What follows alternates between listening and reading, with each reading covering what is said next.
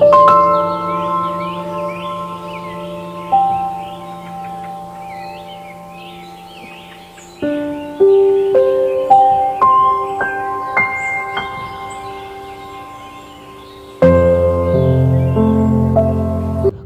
দিন শরীরটা খুব অসুস্থ, তাই ভিডিও শেয়ার করতে পারছি না। আর অসুস্থ শরীরে আমার সংসারের কাজগুলো আমি একা হাতে কিভাবে রান্নাবান্না এবং সাপ্তাহিক বাজার গুছানো সব কিছু একা হাতে সামলে নিয়েছি। তা নিয়ে থাকছে আজকের ভিডিও। হ্যালো এভরিওয়ান, আসসালামু আলাইকুম। কেমন আছেন সবাই? আশা করছি আল্লাহর রহমতে সবাই ভালো আছেন, সুস্থ আছেন।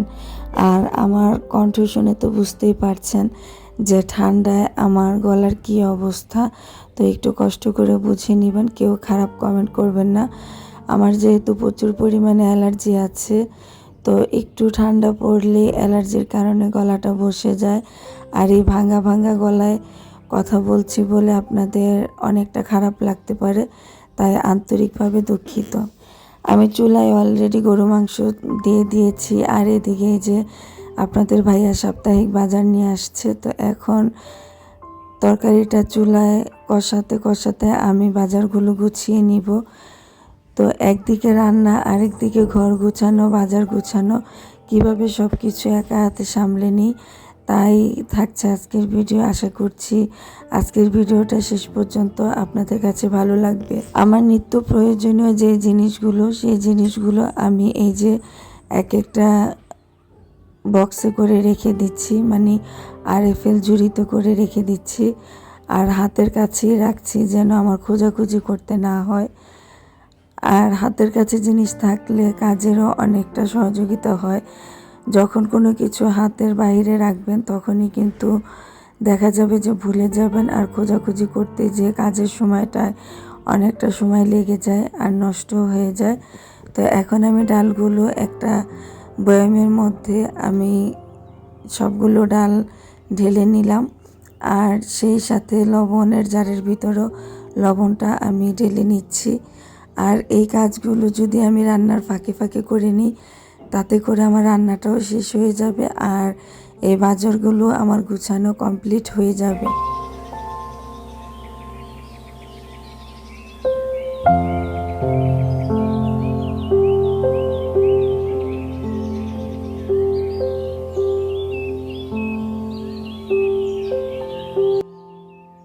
আর কাজগুলো করতে করতে ভিডিওর শুরুতে আমার ভাই বোনদের উদ্দেশ্যে একটা কথা মনে করিয়ে দেই।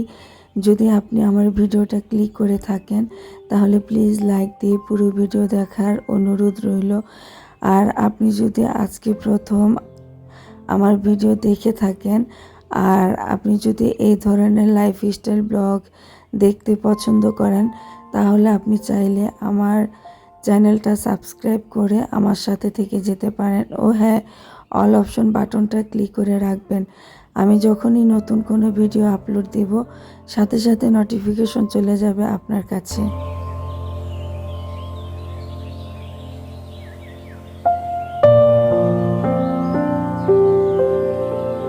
আমি বাজারগুলো গুছিয়ে রেখে তারপর অফ ক্যামেরাতে আমার চুলার তরকারিটা একটু নেড়ে চেড়ে দিয়ে ভালোভাবে কষাতে একটু ডিম চুলায় দিয়ে চলে আসলাম আমার রুমে। আর এখন আমার রুমের বিছানাটা আমি গুছিয়ে নিচ্ছি। সকালে ঘুম থেকে ওঠার পরে বিছানাটা গুছানো হয়নি, আর এখন যেহেতু শীতের দিন, বিছানাটা গুছাতে একটু লেটই হয়ে যায়। বিছানাটা গুছিয়ে এই যে সাইড টেবিলটাও আমি গুছিয়ে নিচ্ছি। আর আমার ঘরে একটা বিড়াল আছে, হয়তো বা ভিডিওতে আপনারা দেখেছেন, যারা যারা ওই ভিডিওটা দেখেছেন। একটা দুষ্টু বিড়াল আছে, ওর জন্য আমি কোনো কিছু গুছিয়ে রাখতে পারি না। এত পরিমাণে দুষ্টামি করে ইদানিং। আগে খুব শান্ত ছিল, কিন্তু ইদানিং অনেক বেশি অশান্ত হয়ে গেছে। ওর দুষ্টুমির জ্বালায় মনে হচ্ছে যে ঘরে একটা ছোট বাচ্চাই আমার হয়ে গেছে, আর সেই বাচ্চাটা প্রচুর পরিমাণে এলোমেলো করে নিচ্ছে। তারপরেও মায়া লাগে। এত দুষ্টুমি করার পরেও ওর অঙ্গভঙ্গি দেখলে ওর প্রতি এত পরিমাণে মায়া হয় যে ওকে ধমক দেওয়ার সাহসও আমি হারিয়ে ফেলি। এত বেশি মায়াবী একটা বিড়াল। আর তাছাড়া ও যদি আমার বাসায় না থাকতো হয়তো বা আমার সময়টাও এত ভালো কাটতো না। ও মাঝে মধ্যে আমার পাশে এসে যখন শোয়ে ঘুমানোর জন্য, মানে মনে হয় যে ছোট একটা বেবির মতো করে আমার বুকের মধ্যে জড়িয়ে ধরে তারপর ঘুমাবে। আর কি চাই একটা পশুর কাছে? এই যে ভালোবাসা, এই ভালোবাসাটা ওর সারাদিন যত দুষ্টুমি করুক সব কিছুই ভুলিয়ে দেয়। আর কথা বলতে বলতে কিন্তু আমি এই যে বারান্দা থেকে যে কাপড়গুলো নিয়ে আসছিলাম সেই কাপড়গুলোও ভাঁজ করে জায়গাগুলো জায়গায় রেখে দিচ্ছি। ড্রয়ারে কাপড় রাখার জায়গা একেবারেই নেই। আপনাদের ভাইয়া একটা কথা বলে, তোমাদের মেয়ে মানুষকে যত কিছুই কিনে দেই না কেন, ঘর ভর্তি যত জিনিসই থাকুক না কেন, তারপরও তোমাদের কোনো কিছুতেই হবে না, অভাব থাকবেই। এটা আপনাদের ভাইয়ার কথা। তো আপনাদের ঘরেও কি এই ধরনের কথাগুলাই চলে? আসলে কি করব বলেন, মানুষ যখন বেশি হয় তখন জিনিসপত্র কিন্তু বেশি লাগে, অল্প কিছুতে কিন্তু কোনো কাজ করে শান্তি পাওয়া যায় না। আর কয়েকদিন ঠান্ডা অ্যালার্জির জন্য আমার এই ফার্নিচারগুলো মোছা হয়নি। তো ফার্নিচারে দেখলাম হালকা পাতলা ধুলা জমেছে, তো এগুলো মুছে তারপর চলে আসলাম ডাইনিংয়ে। আর এই ডাইনিংয়ের কভারটা অনেকটাই ময়লা হয়ে গেছে, তাই আমি ডাইনিংয়ের কভার প্লাস ডাইনিংয়ের চেয়ারগুলো সব কিছুই তুলে নিলাম। এখন ডাইনিং টেবিলটা একটু ভালোভাবে মুছে স্প্রে করে পরিষ্কার করে নিব, তারপর অন্য কভার আমি লাগিয়ে নিব। আর এই ফাঁকে আমার বড় ভাইয়া ফোন দিয়েছে, ফোনে কথা বলতে গিয়ে কাজ করতেও আমার কিন্তু অনেকটা ঝামেলা হচ্ছে, তাই ফোনটা আমি খুব দ্রুতই কথা শেষ করে রেখে দিলাম।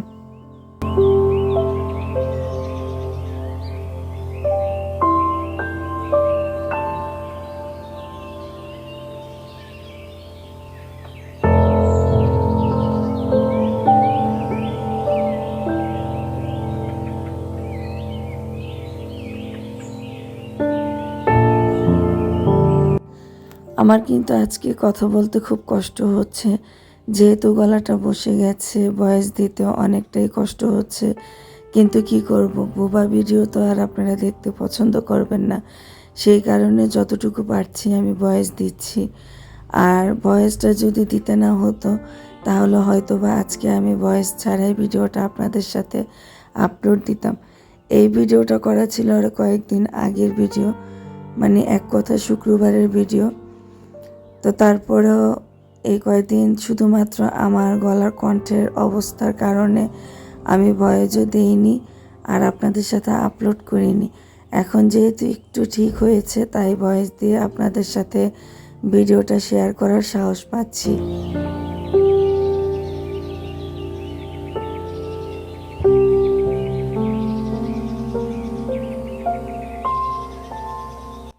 আর এদিকে দেখেন আমার ডিপ ফ্রিজের কভারের অবস্থা।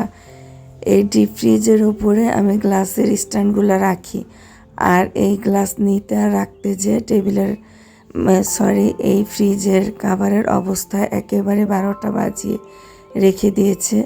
তাই আমি এটা গুছিয়ে এখন আমার ডাইনিংয়ের ফার্নিচারগুলো আমি একটু মুছে নিচ্ছি।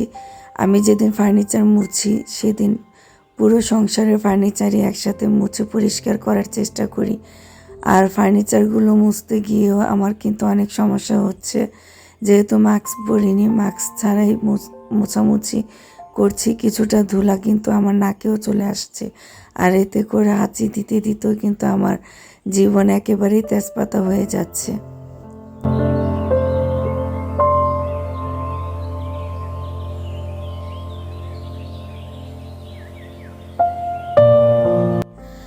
তারপরে চলে আসলাম ড্রয়িং রুমের পর্দাগুলো একটু ঝেড়ে এখন সোফাগুলো একটু ঝেড়ে ঝুড়ে নিচ্ছি। রুম গুছাতে আসলে কিন্তু পুরো রুমই গুছাতে হয়। আর ওদিকে ছেলে অলরেডি কম্বল গায়ে দিয়ে চুপচাপ শুয়ে আছে, দেখতেই পাচ্ছেন যে ছেলের রুমে কম্বলটা ছড়ানো আছে। শীতের দিন আসার পরে তো রুমটা গুছানো থাকেই না, কারণ যে যখন ইচ্ছা তখনই যার যার রুমে যে কম্বল ছড়িয়ে শুয়ে পড়ে। আর এত পরিমাণে ঠান্ডা পড়েছে, এইবারের মতো ঠান্ডা মনে হয় ঢাকাতে আর কখনই পড়েনি। যদিও আজকে রোদ উঠেছে, রোদের তাপমাত্রাটা কিন্তু অত বেশি না, রোদ উঠলেও কিন্তু ঠান্ডা লাগছে। তারপর এদিকে যে হাত মোছার যে তাওয়ালটা বেসিনের এখানে দেওয়া, এই তাওয়ালটা ময়লা হয়ে গেছে, তাই আমি তাওয়ালটাও চেঞ্জ করে দিচ্ছি।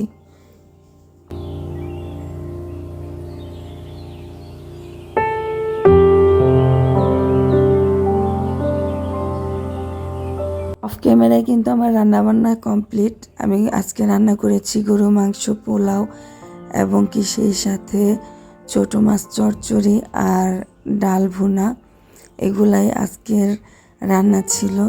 তো কাজের খালা কখন আসবে সেই অপেক্ষায়, আর ঘরটা আমি রেখে দেইনি, আমি ঘরটা ঝাড়ু দিয়ে রেখে দিচ্ছি।